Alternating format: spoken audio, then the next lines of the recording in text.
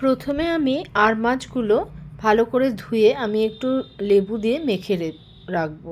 এরপর শুকনো কড়াইতে একটু রাঁধুনি আর গোটা জিরে আর শুকনো লঙ্কা, 2-3টে শুকনো লঙ্কা আমি হালকা লাল লাল করে ভেজে নেব।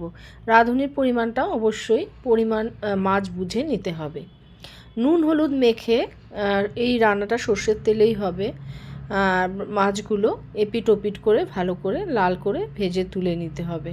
এবার ওই তেলে আরেকটু সর্ষের তেল দিয়ে গোটা জিরে আর শুকনো লঙ্কা ফোড়ন দিয়ে লম্বা লম্বা করে কেটে রাখা আলুগুলো দিয়ে দিলাম, নুন হলুদ দিয়ে দিলাম, একটু আলুগুলো ভেজে নেব এবং তারপরে এই বাটা মশলাটা দিয়ে দিলাম, যেটা আমি একটু শুকনো কড়াইতে লাল লাল করে রেখেছিলাম একটু ভেজে, হালকা ড্রাই রোস্ট, সেটা মশলাটা দিয়ে দিলাম। পরিমাণ মতো হলুদ দিলাম, নুন দিলাম আর একটু স্বাদের জন্য চিনি দেব কষানোতে। তো এবার এটা কিন্তু কষেও গেছে আর আলুটা কষানোতেই সেদ্ধ হয়ে গেছে।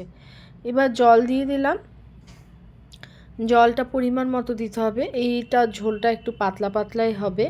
তো জল দিয়ে দিলে ফুটে উঠলে মাছ দিয়ে দেব। মাছ আলু সব সেদ্ধ হয়ে গেছে।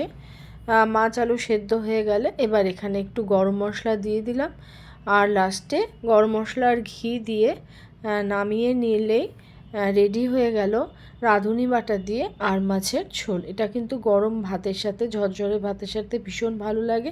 ভালো লাগলে অবশ্যই একটা লাইক কমেন্ট করো। Thank you.